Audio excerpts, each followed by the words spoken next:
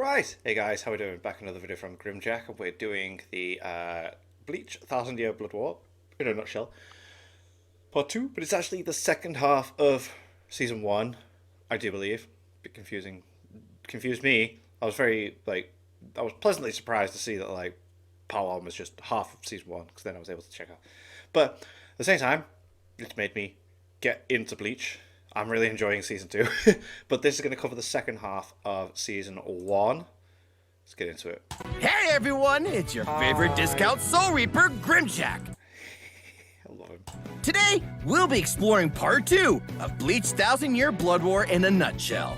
When we last left our heroes, things were looking about as great as my floor when I missed the toilet. Oh. Who wrote this? Don't give me that look! Hey. Several Quinsup white boys invaded Soul Society, took over Hueco Mundo, 4 captains lost their Bankai. They did. Oh, this. Wow. Captain Yamamoto died. Kenpachi and Byakuya nearly died as well. Thousands of Soul Reapers were massacred, and Ichigo's Bankai was broken. No. Man, ain't this a twist in the dick? That's a lot of damage. Yep. That's how you put it up. Play the clip of the guy saying that.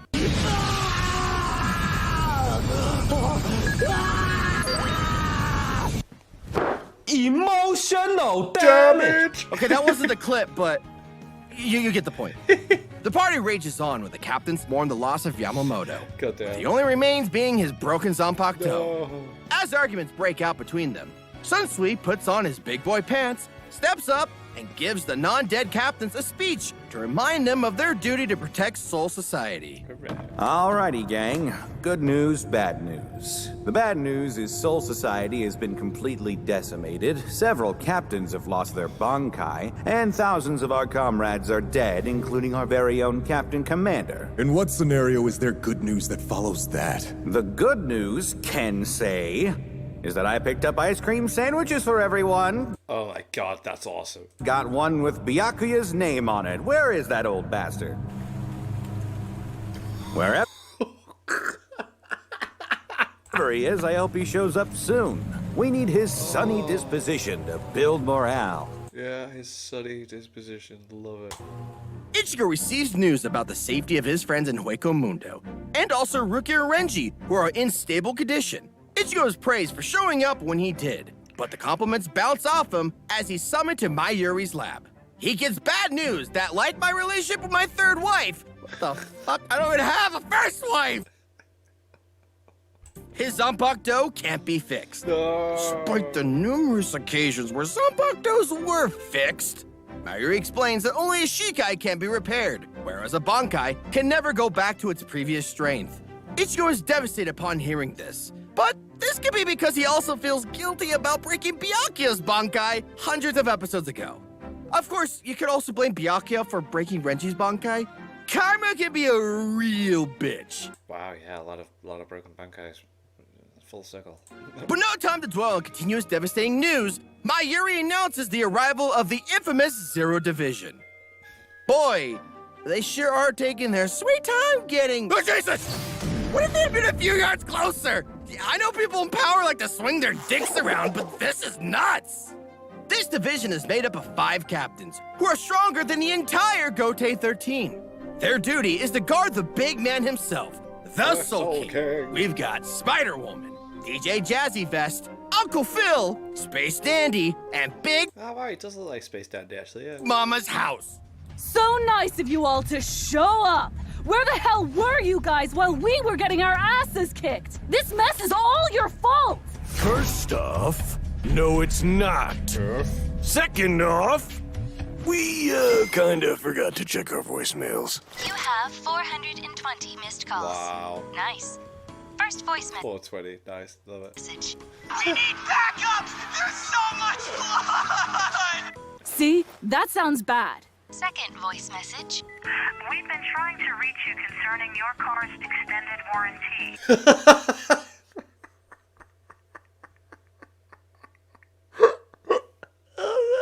Oh god, that's even worse! Leader Ichibei Hyosabe zeroes in on Ichigo and says that they're gonna take him to the Soul Palace. Senjumaru Shutara retrieves Renji, Rukia, Byakuya, and Zangetsu in pods. These were all on the Soul King's checklist of things to bring back to him in the Soul Palace. In in addition to milk, eggs, and bread. Urahara projects an Makes sense. image from Hueco Mundo to assure everyone that they're just fine, thanks to the help of someone they're having a terrible time hiding. I know. I was saying this to, like, my mate Chris the other day. I was like, why are they doing such a bad job of hiding the fact that it's Grimjow? You know it's Grimjow. You hear his voice, you see him. Grimchow! Yeah. After getting a pep talk I loved reading the manga. Like, I'd see Grimjow pop in. It was like, yeah. from Urahara, and news from Ichibei that Zangetsu can I can't wait for him to pop. Oh. and be reforged, Ichigo agrees to go to the Soul Palace to save his sword friend. To return to the Soul Palace, Zero Squad and Ichigo head to the Shiba Shack to get the pillars shot back up. After the launch, Kokaku alludes to their uncle being sad about Ichigo, while Ganju nonchalantly shows up with 3 dead Fullbringers, Ginjo, Tsukushima, and Butler. My name is Kiriko, and I'm in. Zip it, Alfred! No one asked! After arriving in the Soul Palace, Ichigo and friends are immediately shot into the delinquent pompadour section. Tenjiro Korinji has everyone soaked in his special hot spring to heal. This is sedentary, right? Like, I'm not swimming around in pee, right? I mean, it's gotta stay warm somehow, right? Ah! That's disgusting! Well, then, consider yourself lucky you don't have to go to the Blood Hell Pond. Byakuya has to go to the Blood Hell Pond. Don't worry, though, it's just a name. Is that the sound of Byakuya boiling? No, that's the sound of Byakuya drowning in a sea of loneliness. He wouldn't have to go through this, though, if the Japanese fan base had just let him die.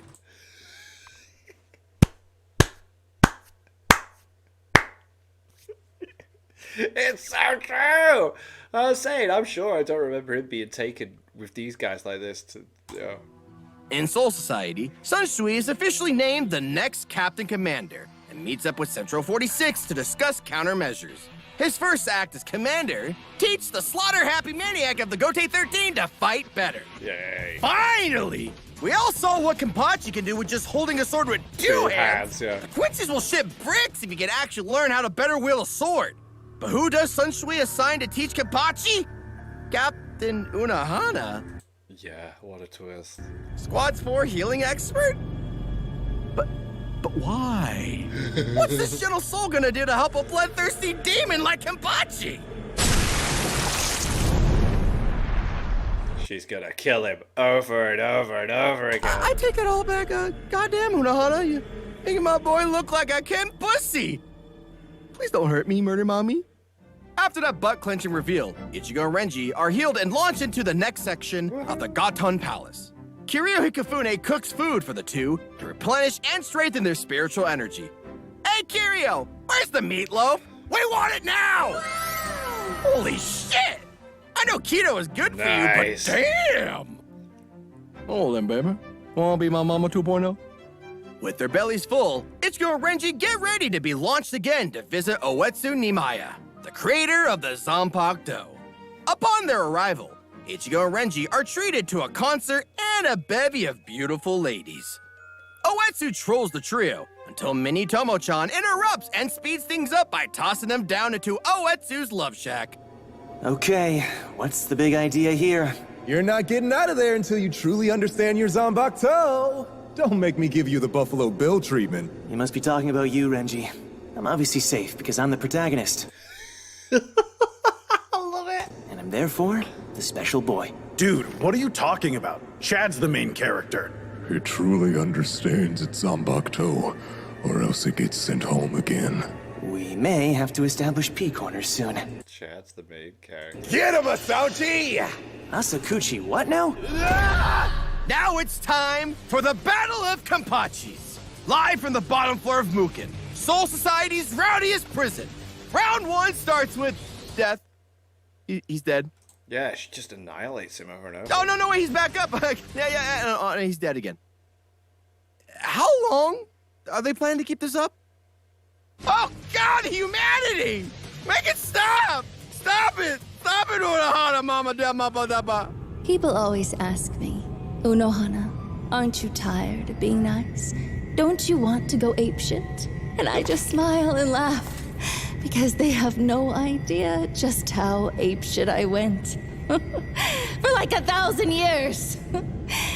All until I met you at your strongest. We met when I was a child. I'm like 9 feet tall now, 400 pounds of pure muscle, and 20 pounds of dick! What do you mean I'm weaker? Yeah, you've, like, suppressed yourself. You know that thing you do where you hold yourself back? You do it more than you think. P.S. Think fast or get Zenkai boosted. Zenkai boosted is a very good way of putting it, yes. 8-year-old you would have totally blocked that.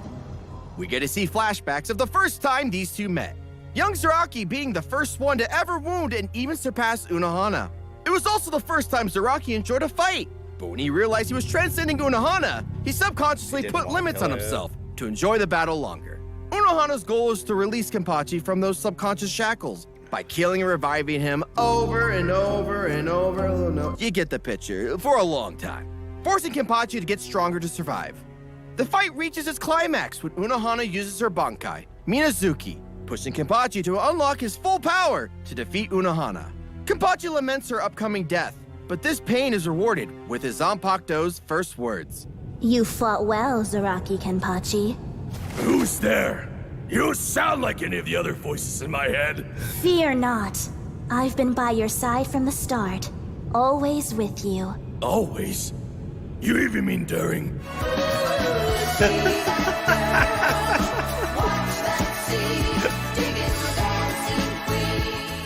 Who the hell are you? My name is... Mike Hunt. My Zanpakuto's Mike Hunt? Ah, damn it, you got me! 8-year-old you wouldn't have fallen for that. Why does everyone...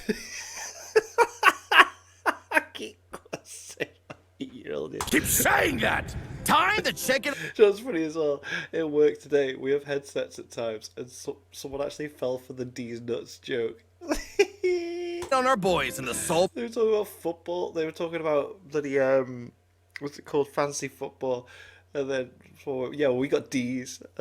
Let's see what's D's. D's nuts. Palace. Reggie's looking good, so surely that means Ichigo is failing. Yeah. What? Yeah. What? Sorry, Ichigo-chan, but it looks like you failed. You know what that means. Bye. I get an A for effort, and you fix my Zanpakuto anyway? Close. I send you back to the world of the living, ban you from returning to the Soul Palace, and throw your Zanpakuto in the recycling bin. Oh my God. We recycle here. How was I close? You weren't. Go Halo Power! Not funny, man! It was kind of funny. Back home in Katakura Town, Ichigo encounters his father, Ishin, who agrees to finally fulfill the promise he made to Ichigo 2 arcs ago. Whoa. And pulls a How I Met Your Mother by telling Ichigo the full backstory on how he met his mother. We are taken back a few decades ago, This is a nice backstory as well. when Ishin was once known as Ishin Shiba, captain of Squad 10. Itsugaya gives Ishin a report about the deaths of 3 Soul Reapers in Yarakishi, a city neighboring Katakura. This many bodies leads Ishin to take matters into his own hands and investigate the city. The setting shifts to the Ishida residence in Katakura Town, where Masaki Kurosaki has been taken in by the Ishida family to be raised as a Quincy and to be part of their sweet home Alabama plan. Yeah. Marry her off to her cousin, Ryukin. Oh boy. I love where this is going. Psych, no. Yeah, you can already kind of tell. It's like, oh no, because we already, yeah. Get me out of here. That night, 2 more Soul Reapers are killed by a human-shaped black hollow with a familiar-looking mask. Ooh. To no one's surprise, Aizen is the one behind the killings. My God. Having created a black What? hollow using the souls of several Soul Reapers. Ishin engages the hollow, alerting Masaki of their spiritual pressures. Hearing this, Masaki rushes in to save those who might be in danger. This hollow, confusingly enough, is named White, and due to its Soul Reaper lineage, it can use Sero and fight like a Soul Reaper, forcing Ishin to get serious. Ishin releases his Shikai and Getsu, but is ambushed by Aizen, who normally prefers to sit in the corner and watch. No kink shaming here. A now weakened Ishin is unable to use Bankai, but manages to cut off White's arm. Before a massive Sero dooms everyone, Masaki appears to cancel it out with a Quincy arrow. she takes a Aizen bite. sees this, gets a scientist boner, and continues to be a cuck. This was cool when she takes the bite to the shoulder and then she just like arrow, bam, so sick. White switches his attention to Masaki and sinks his teeth right into her. Which, I mean, who can blame him? This close range allows Masaki to headshot White, allowing him to have more of an accurate-looking hollow outfit, complete with a little hole. I'll put a little bow on top right there, go perfect! Bam. Hey, Oh, you're it's gonna hollow! explode. Before White explodes, Ishin shields Masaki, saving her life, and Masaki gratefully restores him to full health as a thank you. My name is Masaki Kurosaki. I'm a Quincy. Ugh, cool. I was starting to think Quincy were just sullen dudes in glasses, but you're pretty cute. You're not afraid of me? Of course not. I'm far more afraid of my broken ribs puncturing my collapsed lung and surely killing me. So true. I've suffered a lot of damage right now. I'm a little bit more worried about that than you. Speaking of which, you got a Tylenol or anything? Ishin returns to Soul Society to report what happened, leaving out the existence of Masaki as a Quincy, though. He leaves a note for Rangiku and Hitsugaya before returning to Katakura Town to thank Masaki for her help. Back at the Ishida residence, someone tattled Masaki and gets her shunned by her non-child grooming aunt. Before the argument gets more heated, Masaki collapses and grows a hole. Man, it's a hollow hole, you sick perverts! Come on! Distressed, Ryukin runs out with Masaki to seek help, running into Ishin and Urahara. Urahara explains that Masaki is experiencing holification, and if it isn't stopped, her soul will collapse into nothing. Detailing his scientific and supernatural jargon, Urahara reveals that he can save her by inserting, non-sexually, something opposite to what she is now, a Quincy Hollow hybrid. This weird opposite thingy would need to stay close to Masaki to stem the process completely, that opposite being a Soul Reaper human hybrid. Ishin, being the only Soul Reaper present, is given the option to enter a human body recreation to save Masaki. So if I do this, she and I will be totally healed and be completely okay? It bothers me that you're not answering the question. Technically, yes. You'll both be okay, and the girl will be able to maintain her Quincy abilities. You will have to stay with her at times, but in all likelihood, you'll become human, lose all your spiritual powers forever, and never be able to return to Soul Society. You ready to be a trophy husband, Ishin? And we're sure there's absolutely no way she could be fine as a Quincy Hollow hybrid? Pretty sure, but what do I know? I'm only the expert you came to for help on the matter. All right, I was just joking. See? You're already so good at being comic relief. This whole thing's gonna work great. Masaki's consciousness, metaphorically floating in a void with White, is saved by Ishin's Getsuga Tensho, proving the operation was a success! Ishin is now mortal, with his soul bound to Masaki's. Masaki leaves the Ishida residence after graduating high school and lives with Ishin, who opens up a clinic thanks to Urahara. They continue their lives together, Ishin seeing Masaki as his sun in the sky, illuminating his life. Oh, that's so romantic. The feelings, they burn! It's so beautiful. Masaki should have chose me. It should have been me.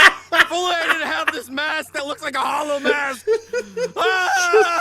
So, you know how things go. Time passes, they get married, bump hotties, and Ichigo and his sisters are born. Ishin explains that Ichigo inherited the Soul Reaper, Hollow, and Quincy spiritual energies from his parents, which were awakened by his encounter with Rukia, various Soul Reapers, plenty of Arankar, and a bevy of Stern Ritters, respectively.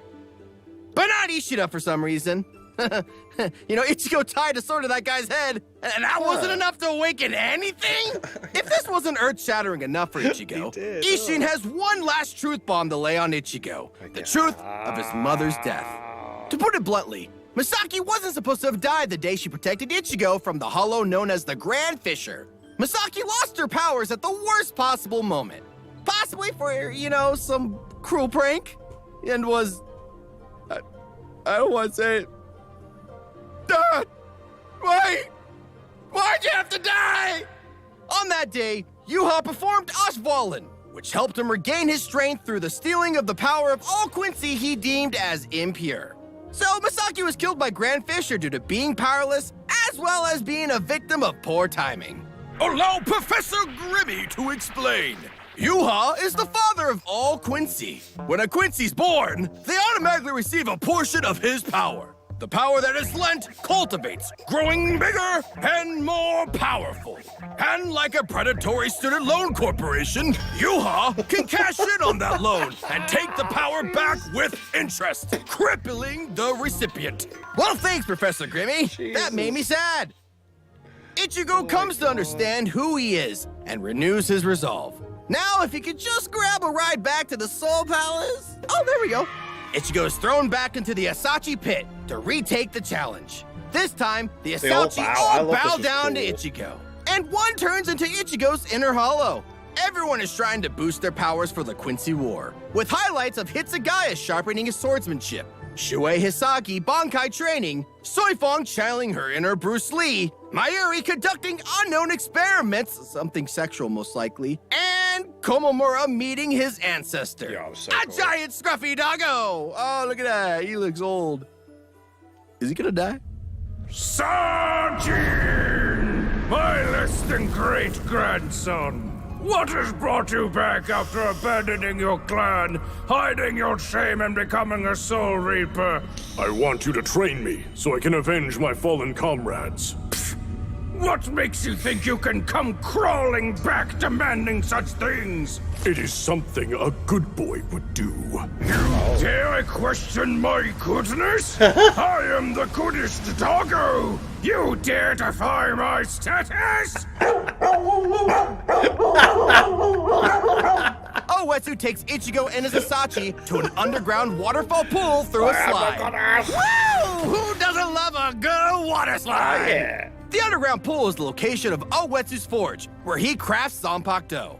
Ichigo's Asachi turns into a hunk of metal, and then the girls get it done. You know, like starting fires, cooling stations, sharpening metal, and ripping out a tooth to make a hammer. Hell yeah. You know, normal girl Normal stuff. yeah. As he forges Ichigo's new Zanpakuto, Oetsu implies that the one who served as Ichigo's Zanpakuto spirit is an imposter. This realization shifts Ichigo into his inner world, where he confronts Old Man Zangetsu.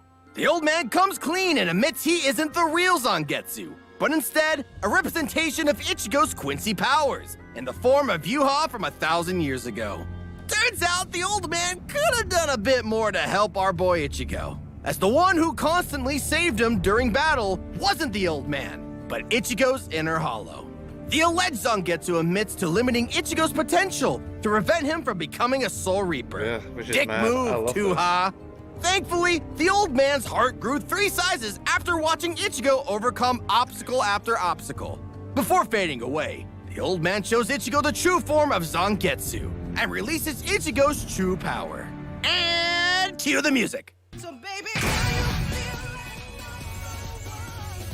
I'll make sure you never break again. Let's go. Seems like Ichigo got a 2 for the price of 1 deal, now holding 2 Zangetsus. So cool. He makes a promise to both of his special sword ghosts to never ask them for power that is not his own, as well as promising not to push them away. Ichigo will fight as himself and accept that he and Zangetsu are one. The scene then cuts to Yuha calling a meeting with the Stern Ritter to announce his new successor. What the hell, dude? You just came in this season! What do you mean you're already bouncing out? And the successor is no other than Uryu Ishida. Bum, bum, bum! Goddamn, man, we were just making fun of you a second ago. Now you're a big shot? Goddamn, okay. What nefarious plans do these Quincy bastards have in store for Soul Society? What do they want? Will Ichigo's badass What do blades they turn the got to- tide of war? Will Soul Society and Ichigo's friends be prepared? And what of the traitorous slime bucket Uryu? If this video gets enough likes and requests, I'll do a part 3, jumping straight into the second core of Please. Bleach 1,000-Year Blood War. And that's it. I've Your loved lovable these little seasons. hollow boy Grimmy is signing out. Goodbye. I'm good. I'm a good boy. I know how to aim properly. Ladies. The ladies part was pretty funny. Yeah. I'm trying to recover from this. Very cool. I want a part 3. I've really enjoyed these two. The boss. Like, you made me binge the season 1 thinking that like part 2 was part 2. So, you know, awesome, nice one. Thank you for getting me to actually finally catch up with this, and awesome. Thank you to my patrons. If you want to have your name at the end of every video, I want to be able to watch patron-only reactions, such as solo leveling and the original Dragon Ball series. Link in the description of the Patreon page. $1 a month is all I ask to help support channels. Greatly appreciate for that. Thank you all for watching. You guys think of that. What do you guys think of this? Click like, subscribe if you haven't already.